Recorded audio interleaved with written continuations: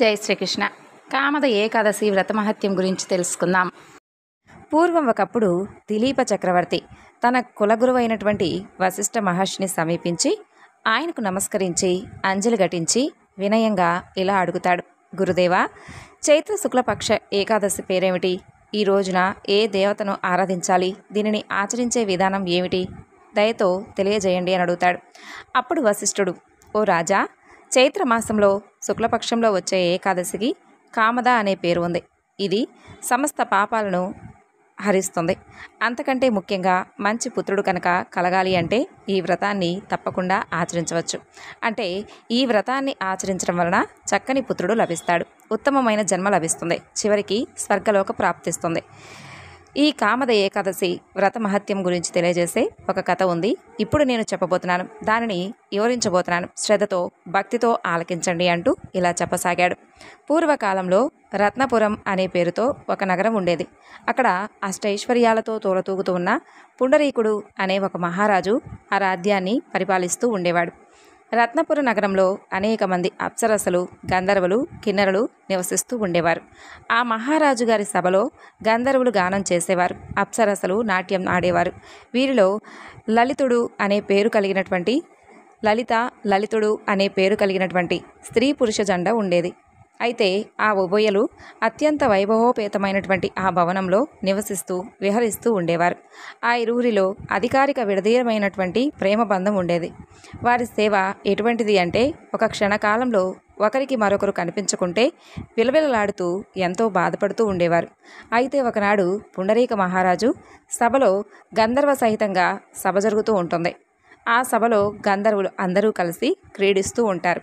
అదే సభలో గంధర్వులతో పాటు ఈ లలితుడు అనేవాడు చక్కని సంగీతం పాడుతూ ఉంటాడు. అతని ప్రేయసి అయినటువంటి లలిత ఆ సమయంలో సభకు రాలేదు. ఈ లలితుడు పాడుతూ ఉండగా అకస్మాత్తుగా అతని మదిలోకి తన ప్రియురాలైనటువంటి లలిత గుర్తుకొస్తుంది. వెంటనే అతని మనసు వికలమై తాను పాడుతున్న సంగీతంలో స్వరభంగం ఏర్పడుతుంది. అందువలన ఆ పాట పాడే తీరు చెడిపోతుంది. అతను అశుద్ధమైనటువంటి స్వరంతో పాట పాడుతాడు. ఆ విధంగా లలితుడి యొక్క మనోభావం గుర్తించినటువంటి కర్కోటకుడు అనే ఒక నాగరాజు పదబంధమైనటువంటి ఆ తీరును గురించి రాజుకు వివరిస్తాడు. అప్పుడు పుండరీక మహారాజు అత్యంత క్రోధావితుడై ఆవేశపూరితంతో లలితుడిని ఉద్దేశించి, నీవు మా ముందు సంగీతం ఆలపిస్తూ నీవు నీ స్త్రీని గుర్తు చేసుకుంటున్నావా? దానివలన సంగీత స్వరం తప్పి గానం అశుద్ధం కావడం మహాపాపం కదూ. ఈ కారణంగా నీవు పచ్చి మాంసభక్షకుడివై మనుషులను కొరికి తినే రాక్షసుడివై ఈ యొక్క దుష్కర్మ ఫలాన్ని అనుభవించుగాక అంటూ ఆ రాజు శపిస్తాడు. ఇక పుండరీకుని యొక్క శాపంతో లలితుడు తక్షణమే భారీ కాయం కలిగినటువంటి ఒక పెద్ద రాక్షసుడిగా మారిపోతాడు. అతని శరీరం 8 యోజనాల పొడవు పెరుగుతుంది. ముఖం బగబగా మండే అగ్నిలా చూడటానికి భయంకరంగా ఉంటుంది. అతని ముక్కు అలాగే పర్వత గుహాల విశాలంగా మారిపోతుంది. మెడ ఒక నల్లని పర్వతంలా కనిపిస్తుంది. తలపైన వెంట్రుకలు పర్వతాలపై వెలిసిన వృక్షాల్లా ఊపుతూ ఉంటాయి. అతని భుజాలు అత్యంత పొడవుగా మారిపోతాయి. నోటి నుండి దుర్గంధం వెలువడుతుంది. తనకు సంక్రమించినటువంటి ఆ భయానక రాక్షస రూపాన్ని చూసి లలితుడు అంతులేనటువంటి దుఃఖానికి లోనై కష్టాలను ఎన్నో రకాలుగా అనుభవిస్తూ ఉంటాడు. అతనికి ఆహారం దక్కడం కూడా చాలా కష్టంగా మారిపోతుంది. ఆకలితో అలమటిస్తూ చెట్లు పుట్టలు తిరుగుతూ ఉంటాడు. అదలా ఉండగా లలితుడు ప్రియురాలైనటువంటి లలితకు ఈ వృత్తాంతం గురించి తెలిసి చాలా బాధపడుతుంది. తన పతిదేవుణ్ణి ఉద్ధరించడానికి ఆమె ఆలోచిస్తూ ఉంటుంది. అతని జన్మను తరింపచేయడానికి నేను ఎక్కడికి వెళ్ళాలి, ఏం చేయాలి అనుకుంటూ పరిపరి విధాలుగా ఆలోచిస్తూ ఉంటుంది. ఆ రాక్షసుడు బహువిధాలైనటువంటి ఘోరమైనటువంటి కష్టాలను సహిస్తూ దట్టమైనటువంటి అరణ్యంలో తిరుగుతూ ఉంటాడు. ఆ సంగతి తెలుసుకుని లలిత కూడా ఆ అడవికి వెళ్ళి అతని వెంట తిరుగుతూ విలపిస్తూ ఉంటుంది. అలా తన ప్రియుడి వెనకాల అతన్ని అనుసరిస్తూ తిరుగుతూ ఒకనాటికి వింధ్యాచల పర్వత సమీపానికి చేరుకుంటుంది. ఆ పర్వత సమీపంలో శృంగి ఋషి ఆశ్రమం ఉంటుంది. ఆశ్రమాన్ని చూసి తన బాధ తీరడానికి ఏదో ఒక ఉపాయం తప్పక లభిస్తుందని తన అంతరాత్మ ప్రబోధం గమనించి లలిత ఆ శృంగి ఋషి యొక్క ఆశ్రమానికి చేరుకుంటుంది. మునీశ్వరుని దర్శించి వినయభావంతో వందనం చేస్తుంది. శరణాగతి కోరి తన యొక్క పతిదేవుని వృత్తాంతమంతా కూడా వివరిస్తుంది. అతన్ని ఉద్ధరించడానికి ఏదైనా కానీ ఒక ఉపాయం చెప్పమంటూ వేడుకుంటుంది. ఆమెను గమనించినటువంటి శృంగి ఋషి, ఓ శుభలక్షణ, నీవు ఎవరివి, ఇక్కడికి ఎందుకు వచ్చినావు అని అడుగుతాడు. అప్పుడు లలిత, మునీశ్వర, నా పేరు లలిత. నేను పుండరీక మహారాజు గారి యొక్క సభాభవనంలో నివసిస్తూ ఉండేదాన్ని. రాజుగారి యొక్క శాపం వలన నా పతిదేవుడు భయంకరమైనటువంటి రాక్షసుడిగా మారిపోయాడు. అందువలన నాకు చెప్పరానటువంటి వేదన వచ్చి పడింది. నేను ఎంతో బాధితురాలుగా మిగిలిపోయాను. తమరు దయతో నా భర్త రాక్షస జన్మ తొలగించడానికి ఏదైనా కానీ ఉపాయం ఉంటే తెలియజేయగలరు అని ప్రార్థిస్తుంది. దానివలన అతను ఉద్ధరింపబడినట్టుగా అనుగ్రహించండి అంటూ వేడుకుంటుంది. ఆమె యొక్క దయనీయ వృత్తాంతమంతా విని కరుణార్ధ హృదయంతో శృంగి ఋషి ఇలా అంటాడు, ఓ గంధర్వ, చైత్రమాసంలో శుక్లపక్షంలో కామద ఏకాదశి వస్తుంది. ఈ ఏకాదశి వ్రతం ఆచరించడం చాలా పుణ్యం. దీనివలన నీవు తలపెట్టినటువంటి కార్యం నెరవేరుతుంది. నీవు కామద ఏకాదశి వ్రతం ఆచరించి ఆ వ్రత పుణ్యఫలాన్ని నీ భర్తకు అర్పించాలి. అలా చేయడం వలన శీఘ్రమే లలితుడు రాక్షస జన్మ నుండి విముక్తుడై పూర్వపు జన్మను పొందుతాడు. మహారాజు శాపం తీరిపోతుందంటూ ఋషి సూచిస్తాడు. అలా ఆ ముని మాటలను విన్న లలిత మహాభాగ్యంగా భావిస్తుంది. మునీశ్వరుడికి నమస్కరించి వెళ్తుంది. చైత్ర శుక్ల ఏకాదశి రాగానే లలిత ఆ వ్రతాన్ని ఆచరిస్తుంది. కామద ఏకాదశి వ్రత దీక్షలు ఆమె చక్కగా ఆచరించి భగవన్నామం స్మరిస్తూ రాత్రికి జాగరణ చేస్తుంది. దీపారాధన చేసి భగవంతుని యొక్క గుణాలను, లీలలను, కథలను చక్కగా ఆడిపాడుతుంది. ద్వాదశిన ప్రాతకాలంలో భగవంతుడికి చక్కగా పూజించి బ్రాహ్మణులకు భూరి దక్షిణలిచ్చి చక్కగా మృష్టాన్న భోజనం తినిపిస్తుంది. వారందరికీ ప్రదక్షిణ చేసి అడుగడుగున అశ్వమేధ యాగం చేసిన ఫలితాన్ని పొందుతుంది. బ్రాహ్మణులందరి ముందు తాను ఆచరించినటువంటి కామద ఏకాదశి వ్రత ఫలాన్ని తన భర్తకు అర్పిస్తూ భగవంతుని ఈ విధంగా ప్రార్థిస్తుంది. ప్రభు శ్రీహరి, జగత్ ప్రభు కృష్ణ, నేను ఇప్పుడు చేసినటువంటి ఈ వ్రతం ద్వారా నాకు దక్కినటువంటి ఈ ఫలంతో నా పతిదేవుని శాపం తొలగి రాక్షస జన్మ నుండి విముక్తుడు కావాలి. నేను సమర్పించే ఈ వ్రతఫలం అతనికి చేరుగాక అంటూ పలుకుతుంది. ఆ విధంగా లలిత ఏకాదశి వ్రతఫలాన్ని సమర్పిస్తూ ఉండగానే ఆమె పతిదేవుడు లలితుడు రాక్షస జన్మ నుండి బయటపడతాడు. తన పూర్వరూపం పొందుతాడు. అందమైనటువంటి వస్త్రాభరణాలతో మనోహర స్వరూపంతో లలితుడు వచ్చి భార్య లలితను కలుస్తాడు. ఇద్దరి ఆనందానికి హద్దులు రేగిపోతాయి. కామద ఏకాదశి వ్రత ప్రభావంతో ఆ జంట పుష్పక విమానంలో నేరుగా స్వర్గానికి చేరుకుంటుంది. అటు నుండి వైకుంఠ ప్రాప్తిని పొందుతుంది. ఇక ఈ ఏకాదశి అలాగే మంగళవారం పరమ పవిత్రమైనటువంటి సుబ్రహ్మణ్యేశ్వర స్వామివారి యొక్క కథ గురించి తెలుసుకుని స్వామివారి అనుగ్రహాన్ని పొందుదాం.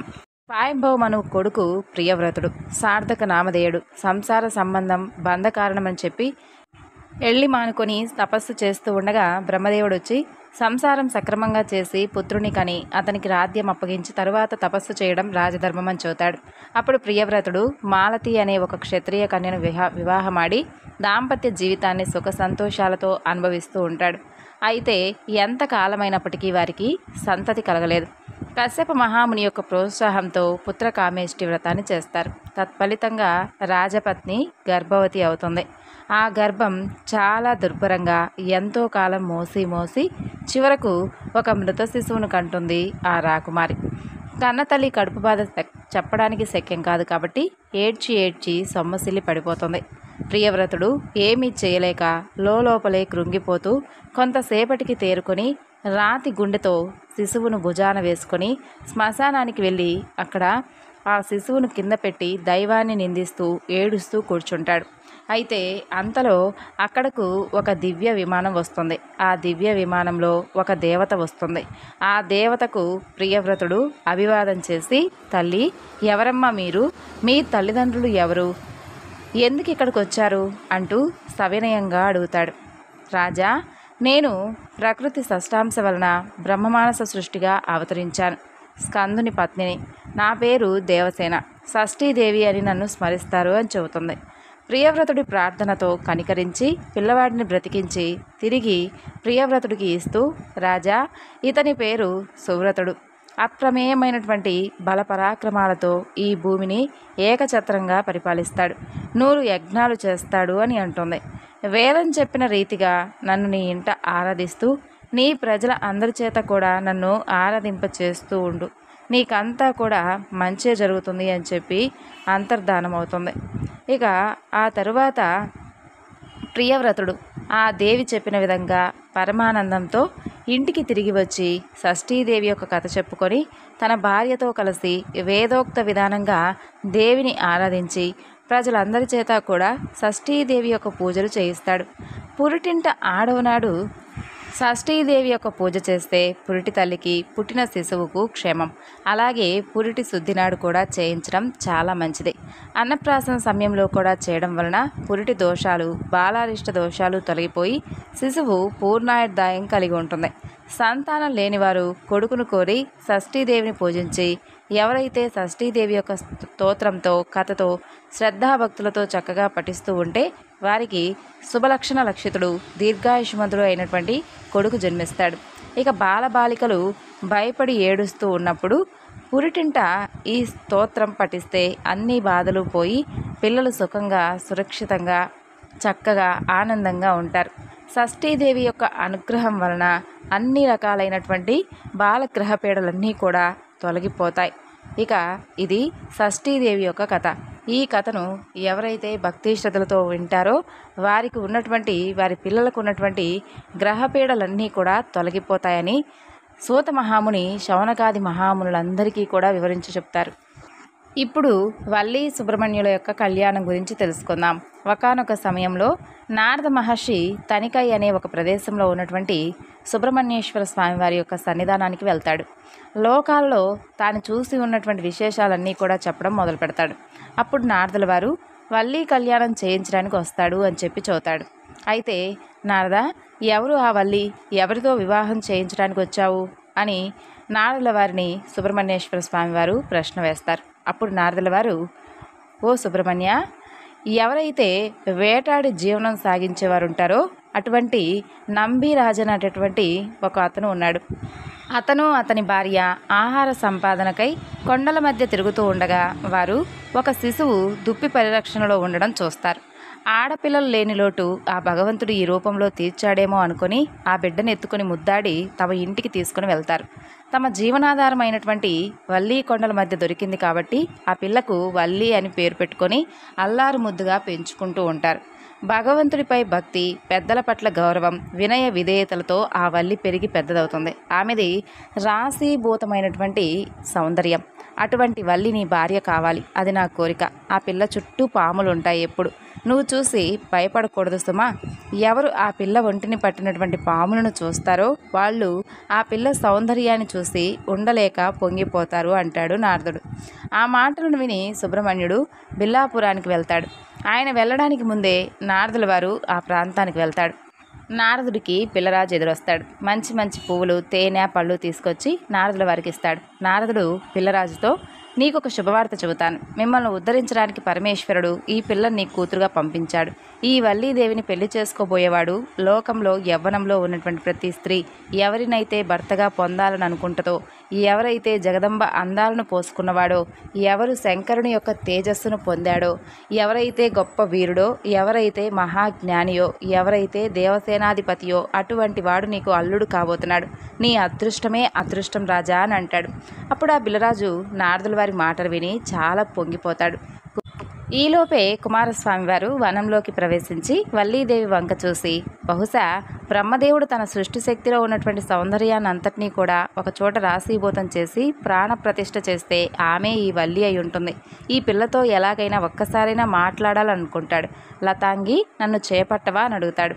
ఆవిడ ఈయన వంక చూసి, ఇంట్లో పెద్దవాళ్ళు ఉన్నారు, ఏదైనా కానీ అడగవలసి వస్తే మా తల్లిదండ్రులను అడగాలి. అయినా కుమారస్వామి నాకు భర్త అవుతాడని ఇప్పుడే నారదుల వారు చెప్పారు. అందువలన నా మనసు ఆయనకు మాత్రమే అర్పింపబడింది అని చెప్పి చదువుతుంది. అప్పుడు కుమారస్వామి వారు వల్లిని చేరి తన స్వపరిచయం చేసుకుని వివాహం ఆడమంటూ వేడుకుంటాడు. అంతలో వల్లి తల్లిదండ్రులు, అనుచరులు వస్తూ ఉండడం చూసి అతను ముసలి శివభక్తుని రూపంలోకి మారిపోతాడు. వచ్చిన వారు ఆ శివభక్తుని రూపంలో ఉన్నటువంటి కుమారస్వామికి నమస్కరించి వెళ్ళిపోతారు. వారు వెళ్ళిన కొద్దిసేపట్లో ఒక గజరాజు వచ్చి వల్లి పైన దాడి చేస్తుంది. కుమారస్వామి ఆమెను రక్షిస్తాడు. పార్వతీ తనయుడు తన వాహనమైనటువంటి నెమలిని ఎక్కి 12 హస్తాలను కలిగి ఉండి సహస్ర సూర్యుల తేజస్సుతో శక్తి ఆయుధదారుడై కుకుట ధ్వజాన్ని ధరించి ఒక్కొక్క ముఖము ఒక్కొక్క కార్యాన్ని నిర్వహించే విధంగా వల్లీదేవికి దర్శనమిస్తాడు. ఆ యొక్క దివ్య స్వరూపాన్ని చూసి కుమారస్వామికి పాదాభివందనం చేసి పెళ్లికి సుముఖం వ్యక్తం పరుస్తుంది వల్లీదేవి. అంతలో తండ్రి వచ్చి ఇంటికి తీసుకుని వెళ్ళిపోతాడు. ఇంటికి వెళ్ళిన తర్వాత ఆ పిల్ల మనసులో ఒకటే కుంగి కుంగి ఏడుస్తూ ఉంటుంది. అయ్యో, ఎక్కడ ఆ మహానుభావుడు, నేను ఒక్క మాట కూడా నోరు తెరిచి మాట్లాడలేదే అని. అది చూసినటువంటి చెలికత్తె, ఎందుకమ్మా అంత బెంగ పెట్టుకుంటావు? ఏదైనా మీరు చెప్పవలసి ఉంటే ఒక ఆకు మీద ఉత్తరం రాసివ్వండి, నేను పట్టుకుని వెళ్ళి ఆయనకి ఇచ్చొస్తాను అంటుంది. అక్కడేమో సుబ్రహ్మణ్యుడు పుష్పవాటిక యందు ఒక సరోవరం ఒడ్డున కూర్చొని ఉంటాడు. చెలికత్తె వెళ్ళి పత్రం చూపిస్తుంది. ఆయన చదివి, వల్లీదేవి దగ్గరికి వెళ్దాం పదా ఇప్పుడే అంటాడు. అప్పుడు చెలికత్తె, అలా వద్దు స్వామి, నేను ఆ పిల్లని తీసుకొని వస్తానని చెప్పి వెళ్ళి వల్లీదేవిని తీసుకొని వస్తుంది. అలా వారిద్దరూ కూడా మాట్లాడుకుంటూ కూర్చుంటారు. ఆలోగా తెల్లవారిపోతుంది. ఇక వారిద్దరూ కూడా మాట్లాడుకుంటూ అలాగే కూర్చొని ఉంటారు. పిల్ల కనిపించడం లేదని చెప్పి అందరూ వెతుకుతూ సరోవరం ఒడ్డు దగ్గరకు చేరుకుంటారు. అలా వారు రాగా వారిద్దరూ కూడా వాళ్ళ కంట్లో పడతారు. బిల్ల నాయకుడికి ఆ యువకుడు సుబ్రహ్మణ్యుడు అని చెప్పి తెలియదు. సుబ్రహ్మణ్యుడు కూడా వేటగాడి వేషంలో ఉంటాడు. వెంటనే ఆగ్రహంతో తన పరివారంతో ఆయన మీద బాణాలు ప్రయోగిస్తాడు. సుబ్రహ్మణ్యుడు నవ్వుతూ ఆ యొక్క అస్త్రాలన్నింటినీ కూడా వాటి వంక చూసి వాటన్నిటినీ కూడా స్వీకరించి వల్లీదేవి వంక చూసి వారి మీద సమ్మోహనాస్త్రాన్ని ప్రయోగిస్తాడు. అప్పుడు అందరూ కూడా క్రింద పడి స్పృహ తప్పిపోతారు. తిరిగి స్వామివారు అనుగ్రహించే వరకు మరలా వారందరికీ స్పృహ వచ్చి ఆ తర్వాత లేస్తారు. వారు లేచి చూసేసరికి శూలం పట్టుకొని నెమలి వాహనం మీద వల్లీదేవితో కూర్చున్నటువంటి సుబ్రహ్మణ్యుడు వారికి సాక్షాత్కరిస్తాడు. ఆ బిల్లులందరూ కూడా నేల మీద పడి సుబ్రహ్మణ్యుడికి సాష్టాంగ నమస్కారం చేసి ఉప్పొంగిపోతారు. ఇక స్వామి నంబిరాజన్ వద్దకు వెళ్ళి తన కుమార్తెను ఇచ్చి వివాహం చేయమని చెప్పి అడుగుతాడు. అప్పుడు నంబిరాజన్ వల్లీదేవి తన కుమార్తె కాదని, ఆదిశేషుని కుమారుడైనటువంటి కుముదుని కుమార్తెని, కానీ ఈమె మా ఇంట్లో పెరుగుతుంది కాబట్టి వల్లి నాగస్వరూపిణి కావడం వలన నాగస్వరూపుణ్ణి మాత్రమే వివాహం చేసుకుంటుంది అని చెప్పగా, కుమారస్వామి వారు సర్పరూపంలో వల్లీదేవిని వివాహం చేసుకోవడానికి సంసిద్ధుడవుతాడు. అంతలో నారదుల వారు దేవసేన పార్వతీ పరమేశ్వరులతో అక్కడికి వస్తాడు. ఆహా, నేను ఎంత భాగ్యవంతురాలనో కదా అనుకొని వల్లీదేవి పార్వతీ పరమేశ్వరులకు నమస్కరిస్తుంది. కొండజాతి ఆచారం ప్రకారం వధూవరులను కూర్చోబెట్టి వినాయకుడి సమక్షంలో శివపార్వతుల యొక్క ఆశీర్వాదంతో దేవసేన అంగీకారంతో దేవతలు పుష్పవర్షం కురిపిస్తూ ఉండగా వల్లీ సుబ్రహ్మణ్యేశ్వర స్వామి వారి యొక్క వివాహం ఆనందదాయకంగా జరుగుతుంది. ఒక కొండజాతి పిల్లను చేసుకున్నందుకు జ్ఞాపకార్థంగా సుబ్రహ్మణ్యేశ్వర స్వామివారు కలియుగమునందు కొండలపైనే వెలుస్తానని మాట కూడా ఇస్తాడు. అందుకే దాదాపుగా సుబ్రహ్మణ్యేశ్వర స్వామివారి యొక్క ఆలయ క్షేత్రాలన్నీ కొండలపైనే వెలుస్తుంటాయి. పార్వతీ పరమేశ్వరులతో దేవసేనతో కలిసి ఆనాటి నుండి ఈనాటి వరకు భక్తుల కోరికలు అనుగ్రహించడానికై సుబ్రహ్మణ్యేశ్వర స్వామివారు తిరుత్తని యందు వెలిసి ఉన్నారు. పార్వతీ పరమేశ్వరులతో దేవసేనతో కలిసి ఆనాటి నుండి ఈనాటి వరకు భక్తుల కోరికలు అనుగ్రహించడానికై సుబ్రహ్మణ్యేశ్వర స్వామివారు తిరుత్తని యందే వెలిసి ఉన్నారు. సుబ్రహ్మణ్యుణ్ణి పూజిస్తే పాపాలన్నీ దగ్ధమవుతాయి, వంశాభివృద్ధి జరుగుతుంది. కుమారస్వామి వారు పాముగా మారి వివాహం చేసుకుంటాడు. బ్రహ్మ జ్ఞానానికి కుండలికి ప్రతీక కాబట్టి నీవు బ్రహ్మదేవుడివి, సుబ్రహ్మణ్యుడివి, మంచి పరబ్రహ్మ స్వరూపుడివి అని వల్లీదేవి యొక్క అసలు తండ్రి కుముదుడు సుబ్రహ్మణ్యుడికి విధమైనటువంటి పేర్లతో బిరుదుగా ఇస్తాడు. కాబట్టి కుమారస్వామిని సుబ్రహ్మణ్యేశ్వర స్వామి అని కూడా కొలుస్తారు. వల్లి అమ్మ పాము కుండలిని శక్తికి ప్రతీక. ఆ శక్తి చలనానికి ఆగమనంలో పాకే నాదశక్తికి ప్రతీక వల్లి అమ్మ. మనందరిలోనూ కుండలిని శక్తి 3.5 అడుగుల చుట్టుకొని మూలాధార చక్రం నందు ఉంటుంది. అయితే ఆ కుండలిని శక్తిని కదపడం అనేది కేవలం సమర్థుడైనటువంటి గురువు పర్యవేక్షణలో తప్ప ఎవరూ కూడా సొంత ప్రయోగాలు చేయకూడదని పెద్దలు చెబుతూ ఉంటారు. శివశక్తుల అనురాగానికి ఫలం జ్ఞాన పండిత అని కీర్తించబడినవాడు గజముఖానుజుడు దేవసేనాధిపతి వల్లీ నాయకుడైనటువంటి సుబ్రహ్మణ్యేశ్వర స్వామివారి యొక్క వైభవాన్ని తలుచుకొని స్వామివారి యొక్క అనుగ్రహానికి ప్రతి ఒక్కరం కూడా పాత్రులవుదాం. మరి కుమారస్వామి వారు సుబ్రహ్మణ్యేశ్వర స్వామివారిగా పిలవబడేందుకు చాలా కారణాలు ఉన్నాయట. అందులో ఒకనాడు బ్రహ్మదేవుడు కైలాసానికి వస్తాడు. ఆ సమయంలో పరమేశ్వరుడు ధ్యాన స్థితిలో ఉంటాడు. అక్కడ ఉన్నటువంటి కుమారస్వామి వారు బ్రహ్మదేవుని చూసి నీవెవరివి అని అడుగుతాడు. అప్పుడు బ్రహ్మదేవుడు నేనా, అహం బ్రహ్మాస్మి అంటూ సమాధానమిస్తాడు. వెంటనే కుమారస్వామి వారు నవ్వుతూ ఏమీ బ్రహ్మ నిర్గుణము, రూపం లేదు, నీవు రూపంతో ఉన్నావు. బ్రహ్మ అక్షరుడు, కానీ నీ రూపం నశించును. బ్రహ్మ నిశ్చలం, కానీ నీవు చలించుచూ ఉన్నావు. నీవు ఆ శబ్దానికి తగనటువంటి వాడివి అంటూ వాదిస్తూ ఉంటాడు. బ్రహ్మదేవుడు ఏమీ అనేందుకు శక్తి చాలక చాలా మౌనంగా ఉండిపోతాడు. ఆ స్థితిలో శంకరుడు బాహ్య దృష్టుడై సుబ్రహ్మణ్యం అని పిలుస్తాడు. బ్రహ్మదేవుడు తలలు వాలుస్తాడు. కుమారస్వామి తండ్రికి సాష్టాంగ నమస్కారం చేస్తాడు. సూలి సుబ్రహ్మణ్యం అనేటటువంటి నామం నీకు చిరస్థాయిగా ఉండుగాక అంటూ దీవిస్తాడు. ఇక ఆ పరమేశ్వరుడి యొక్క దీవెన వలన సుబ్రహ్మణ్యం అనే పేరు వచ్చిందంటూ అగస్త్య మహర్షుల వారు తన శిష్యుడైనటువంటి మాండవ్య మహామునికి చెబుతాడు. మరి స్కాంద పురాణంలోని సహ్యాద్రి ఖండంలో కృష్ణానది మహత్యం ఇతర క్షేత్రాలను వివరించేటటువంటి సందర్భంలో మోపీదేవి యొక్క క్షేత్ర ప్రశంస కూడా మనకు కనిపిస్తుంది. అగస్త్య మహర్షి వింధ్యపర్వత గర్వాన్ని అణిచేందుకై తప్పని పరిస్థితుల్లో కాశీని విడిచిపెట్టి వెళ్ళిపోవాల్సినటువంటి పరిస్థితి వస్తుంది. ఇక వింధ్యపర్వతం అహంకారంతో విజృంభించి ఆకాశంలోకి చొచ్చుకుని పోయి ఆ యొక్క సూర్య గమనాన్ని సైతం విరోధించసాగింది. ఇకప్పుడు ప్రకృతి మొత్తం కూడా స్తంభించిపోతుంది, గ్రహ సంచారాలు నిలిచిపోతాయి.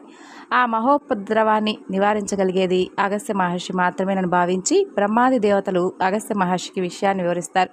ఈ యోగ దృష్టితో సర్వము నెరిగినటువంటి ఆ మహర్షి తానిప్పుడు కాశీని వీడితే కల్పాంతమైన తిరిగి కాశీకి రావడానికి వీలు పడదని తెలిసి కూడా లోక శ్రేయస్సును దృష్టిలో ఉంచుకుని అమర కార్యానికి అంగీకరిస్తాడు.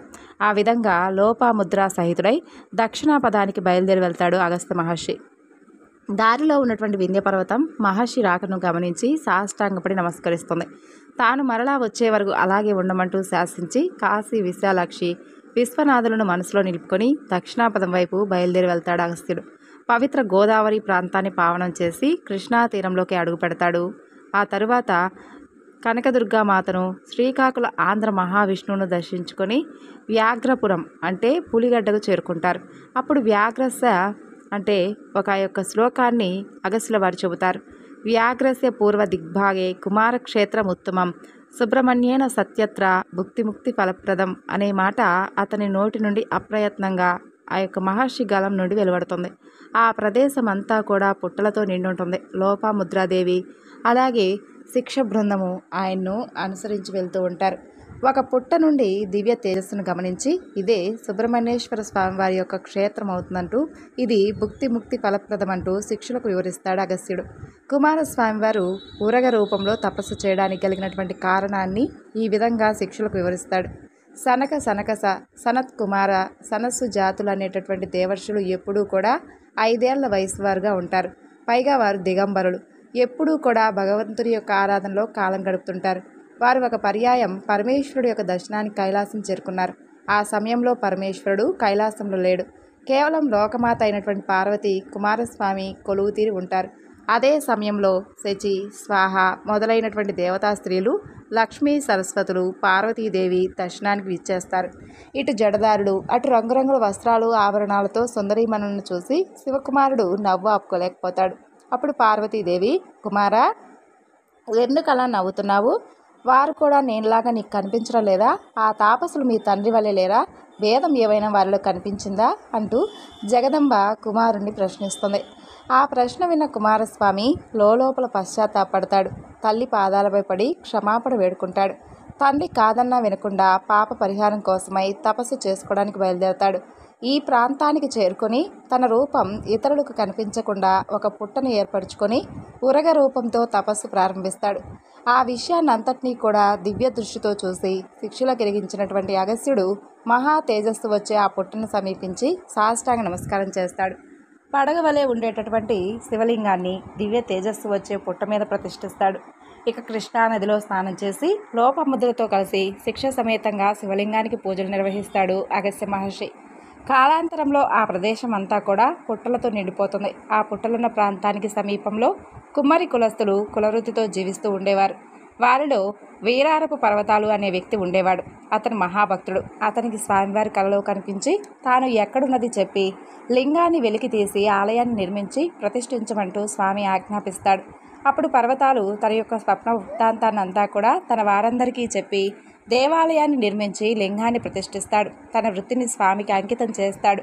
మట్టితో స్వామికి ఇష్టమైన వాటిని తయారు చేసి వాటిని కాల్చి చెడిపోకుండా స్వామివారికి సమర్పించి ఆలయంలోనే భద్రపరిచేవాడు.